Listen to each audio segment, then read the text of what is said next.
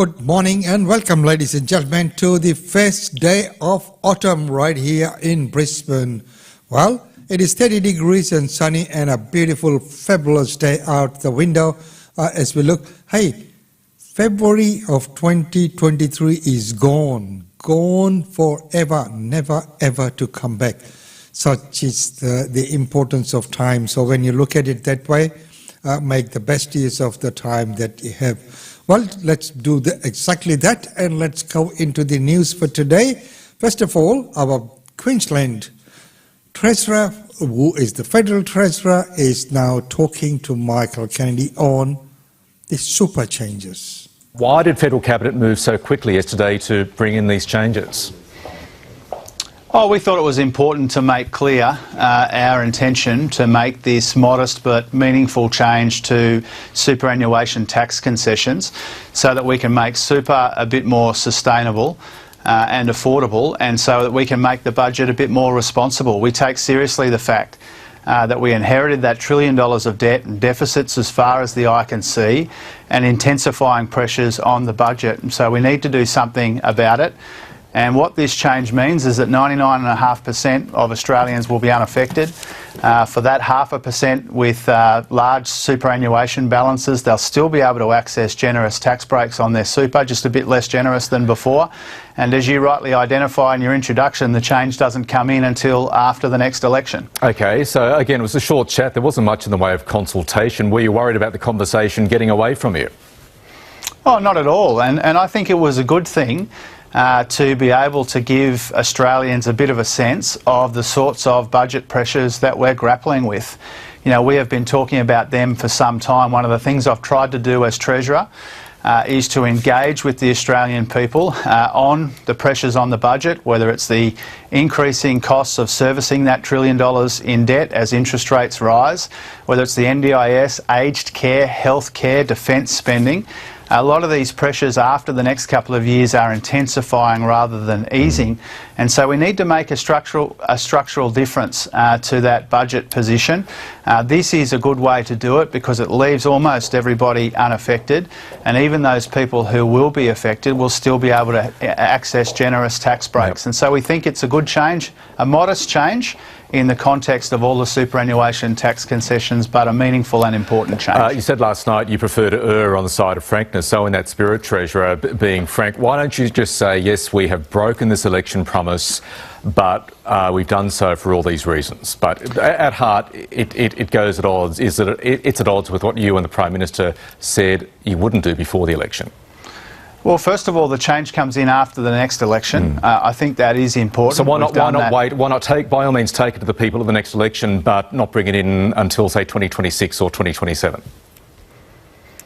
Well, it comes in after the next election, and so... but you could take it to the voters before the next election and say, for the sake of a year, if you vote us back, we will bring in these changes with a mandate in 2026. Well, we are taking it to the voters, and the outcome of that election will determine whether we make this modest change or whether Peter Dutton comes after Medicare or finds the money some other way, like the last time that he was in office when he was the Health Minister. That will be one of the choices that people will make at the next election. But in terms of that spirit of frankness, you know, we have been really upfront with people about the sorts of pressures on the budget. We've deliberately made this change after the next election. It's not a major change to the superannuation system. It leaves all the fundamentals in place. Everybody can still access generous tax concessions in the system. But we need to be upfront with people about the pressures on the budget, including in those areas that I rattled off a moment ago.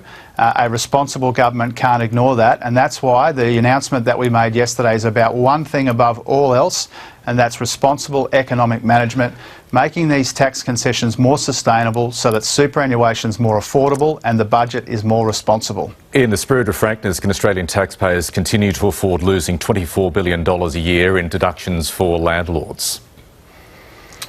Well, those numbers that we released yesterday, again, you know, governments of both political persuasions are required to release those numbers, and when we released them yesterday, we tried to make them as clear and accessible as possible so that people can understand the various parts of the tax system, including the tax breaks in the system. But I think we made it really clear yesterday that our focus in the system is on these superannuation tax concessions. $150 billion worth of concessions in the top 10 of those tax breaks by value. Yeah, which a third includes, of that is superannuation. Yeah, but so we also, made it clear that that's what we're focused on. Excuse the interruption. It also includes $24 billion for landlords, pretty much about the same amount for discounted capital gains tax benefits for people selling things like investment properties. In the spirit of frankness, any government concerned about tackling the budget would have to at least consider winding those measures back.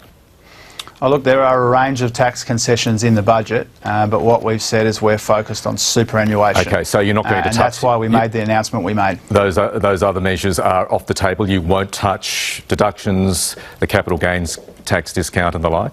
Yeah, we're not focused on those, Michael. Okay. And I think there is a tendency to work out when a government makes a meaningful announcement, as we did yesterday. I think that demonstrates our priorities and our values here, which is to deal with some of these tax concessions in superannuation. Inevitably, people will make all kinds of suggestions about other parts of the tax system, but we've made our priorities clear. By announcing what we announced yesterday, we understand that changes in this area can be controversial. We accept that, but our job is to take the right decisions for the right reasons. Sometimes the right path is not the path of least resistance. We know that the opposition wants to have a political fight about this. We don't think they should, but we know that they will.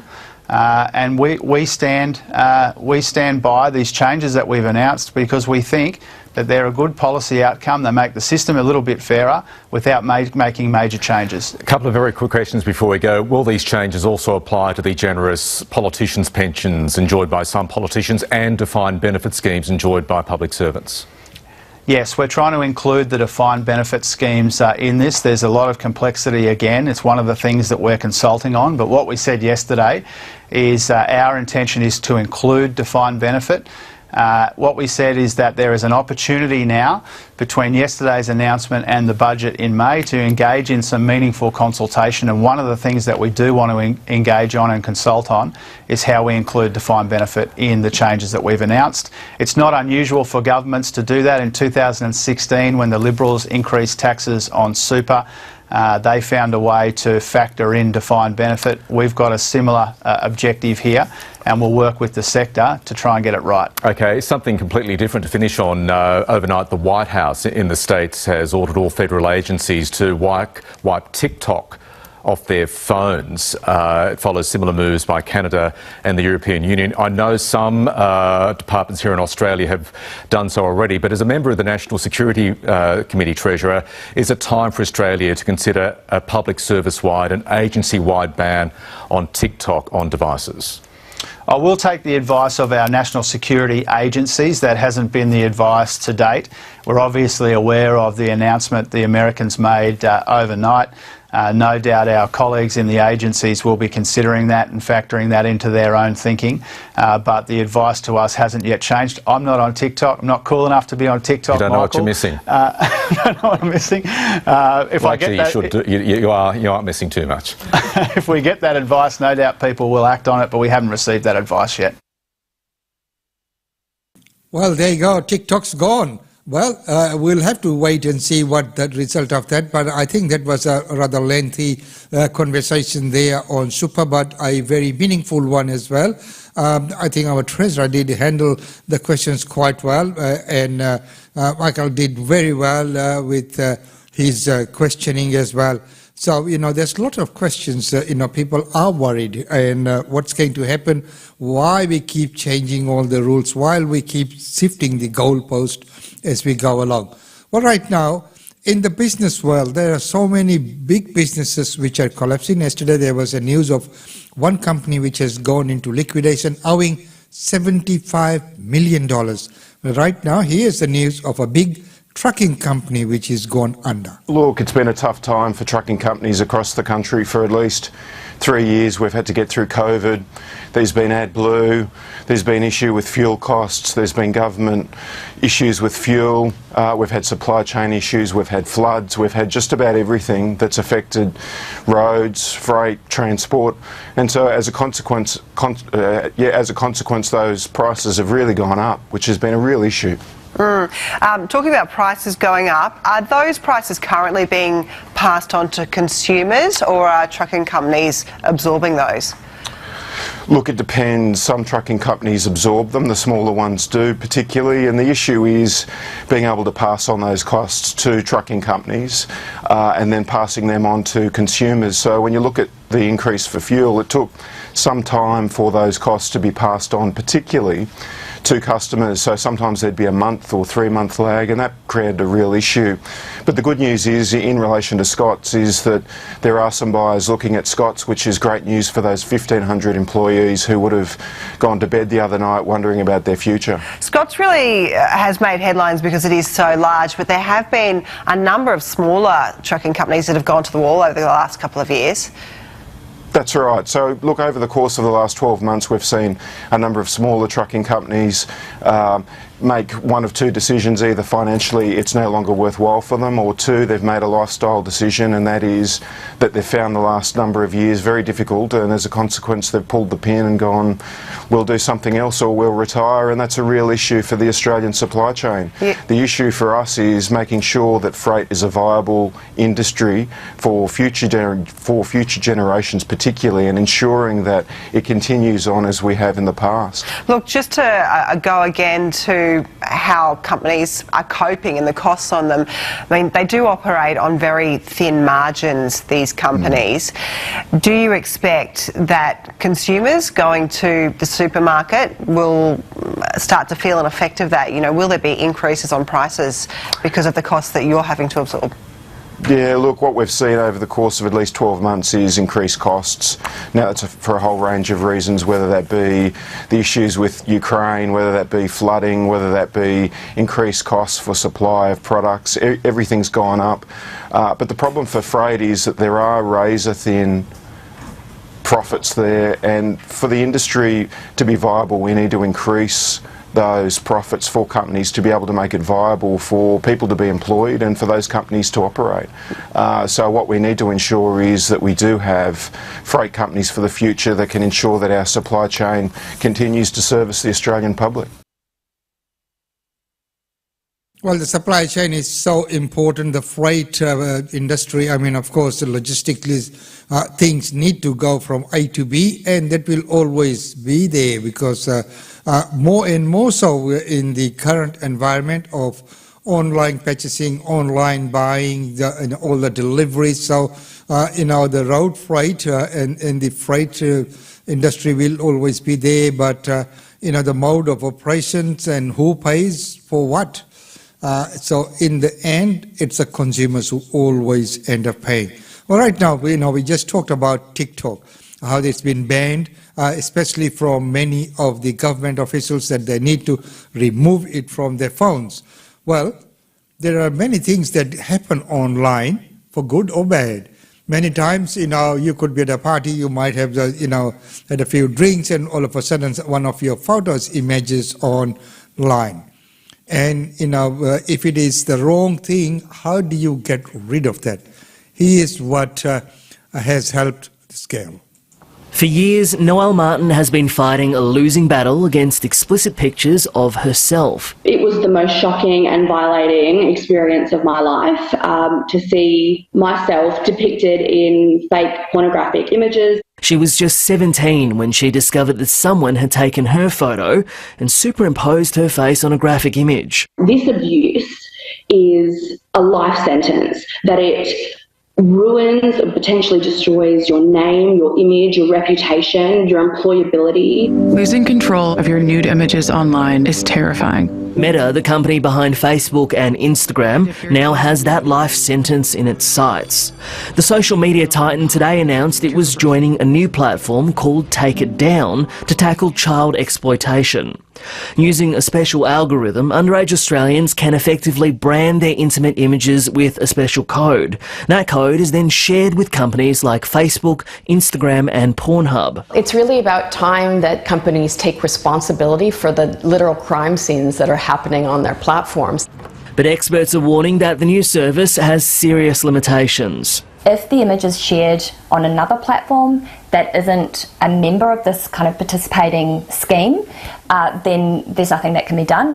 Noelle Martin says the scheme fails to address the heart of the issue. I do believe that it is a superficial deflection from the root of the problem, and that is actually holding people accountable for doing this in the first place. A call to arms. Danny Tran, ABC News. Call to arms and holding people responsible for their actions is what needs to be done. Well, ladies and gentlemen, right now it's time to go to our daily India report. Welcome to the Daily India Report that brings you reports, interviews, features and more on India and the Indian diaspora. With the rapid growth of India's aviation market and connectivity, Indian Prime Minister Narendra Modi said that days of Made in India passenger aircraft are not far away. Indian Prime Minister Narendra Modi on February 27 said that the days of Made in India passenger aircraft were not far. He said the aviation market in India had been expanding rapidly and the country would require thousands of aircraft and young people as a workforce to meet the growing passenger demand. He said, quote, India is currently importing aircraft, but the day when ordinary Indians will fly in Made in India passenger planes is not far off. Those wearing Hawaii chappals should too take a Hawaii Jahaj, end quote. Modi addressed a public rally after inaugurating the modern Greenfield Airport at Shimoga. The Indian Prime Minister said investors from across the world wanted to come and invest in India. Modi made it a point to refer to the Tata-owned carrier for the largest order of 470 aircraft with Airbus and Boeing. Modi said that prior to his government formation in 2014, Air India was often discussed for negative reasons, and the domestic airplane part was often recognized for scams during the Congress-led UPA government rule. The Prime Minister said Karnataka state was undertaking double-engine governance, taking development to villages, Tier 2 and 3 cities of Karnataka. Karnataka, ruled by the BJP, goes to polls later in 2023. A high voter turnout was witnessed as India's northeastern states of Meghalaya and Nagaland went to polls on February 27th. Over 83% of more than 1.3 million electorate cast their vote on February 27th in the single-day Nagaland state election, which was largely peaceful. Polling was held in a total of 2,291 polling stations across 59 of the total 60 constituencies of the state. One seat of Akuluto in Zunheboto district was won uncontested by BJP nominee and sitting MLA Kazeto Kinimi.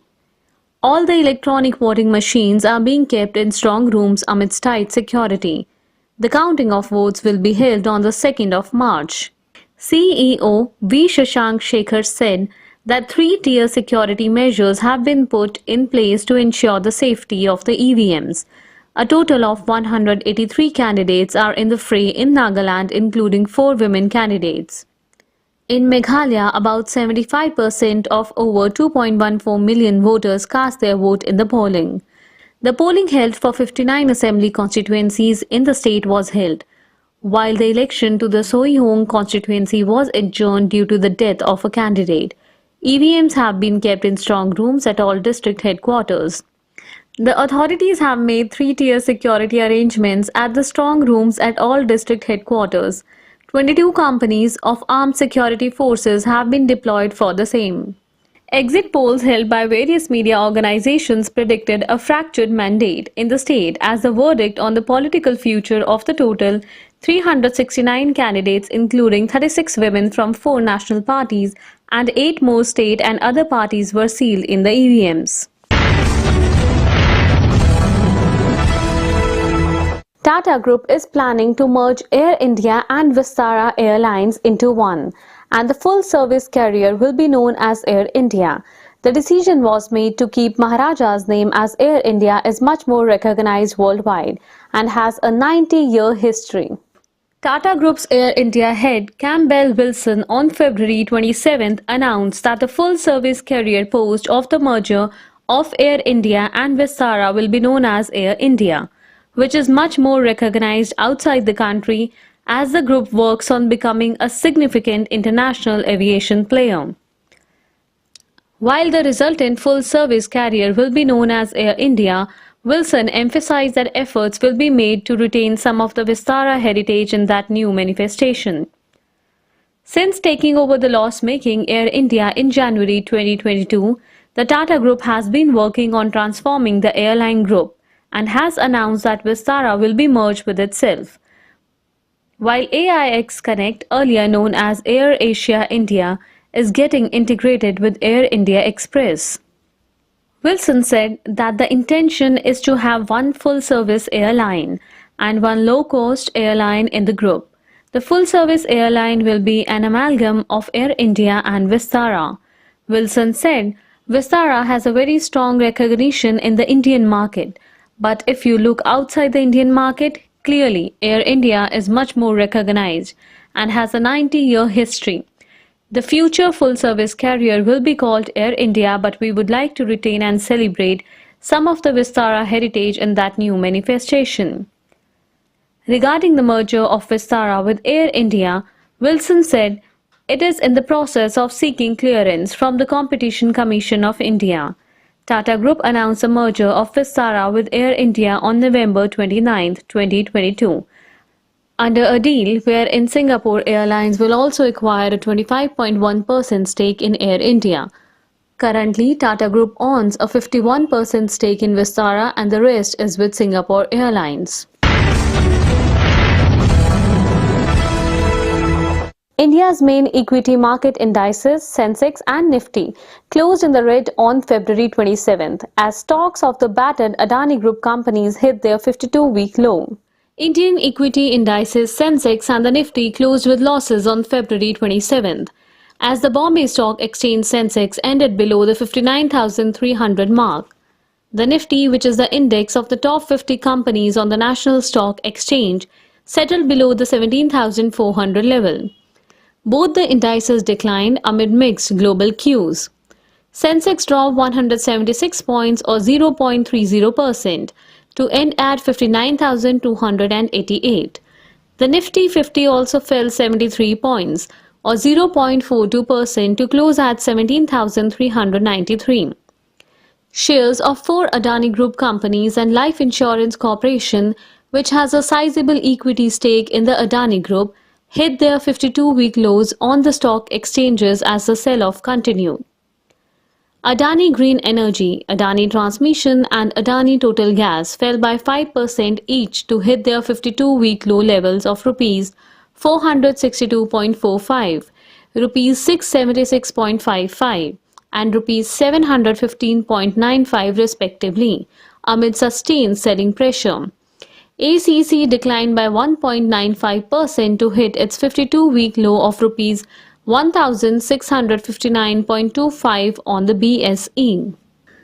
On the other hand, LIC, India's largest insurer, which came out with an IPO at Rs 949 per share, hit a 52-week low of Rs 566 on February 27th. LIC's value of holding in Adani Group companies has fallen further, below the purchase price of Rs 30,127 crores. Shares of Adani Enterprises, the flagship of the group, plunged by 9.17% and Adani Power by 5%, with only Adani Ports remaining in the green. Meanwhile, the market capitalization of 10 listed Adani companies plummeted further to hit a low of Rs 6.81 lakh crores from around Rs 19.2 lakh crores, a fall of over Rs 12.38 lakh crores since January 24, 2023, when Hindenburg Research came out with a report alleging brazen stock manipulation and accounting fraud scheme over the course of decades by the group. The fall in Adani Group's valuation is more than the market value of TCS, India's largest IT firm, which reported a valuation of Rs 12.19 lakh crores on February 27th. The year 2022 was mixed bag of fortunes for many, as many big names delivered flops at the box office, while few tasted success. Alia Bhatt was one of the most successful actresses for whom the year brought success and was recognized as the best actress in both the popular and jury categories at the recently held Zee Cine Awards 2023. The prestigious Zee Cine Awards 2023 ceremony took place in Mumbai on February 26, and the starry night was attended by several Bollywood celebrities. The attendees included veteran actors Anil Kapoor, Shahid Kapoor, Varun Dhawan, Kartik Aaryan and Kriti Senon. During the awards ceremony, newlywed Kiara Advani also walked the red carpet. The actor ruled the red carpet in a stunning red sheer gown. Actress Alia Bhatt emerged as the top winner at the awards night, winning Best Actress in both the popular and jury categories for Gangubai Kathiawadi and Darlings, respectively. Kartik Aaryan won the Best Actor Male for Bhool Bhulaiya 2. Vivek Agnihotri's The Kashmir Files won the award for Best Film and Best Screenplay. Anupam Kher won the Best Actor Viewer's Choice Award for the same film. South Indian actress Rashmika Mandanna, who made her debut in Bollywood this year, won the Best Debut for Goodbye. Other notable awards went to Darlings for Best Film in the jury category. Best Music went to Pritam for Brahmastra. The Best Background Score was won by Sachin Jigar for Bhediya. The Best Supporting Actor Male Award was bagged by Anil Kapoor for Jug Jug Jio, while Best Supporting Actress was won by Sheba Chadha for Dr. G.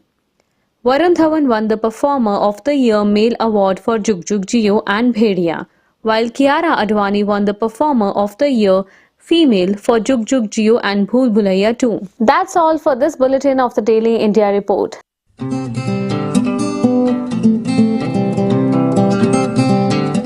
And thank you very much, Simran, for that report. So, ladies and gentlemen, that's about all we have time for you today.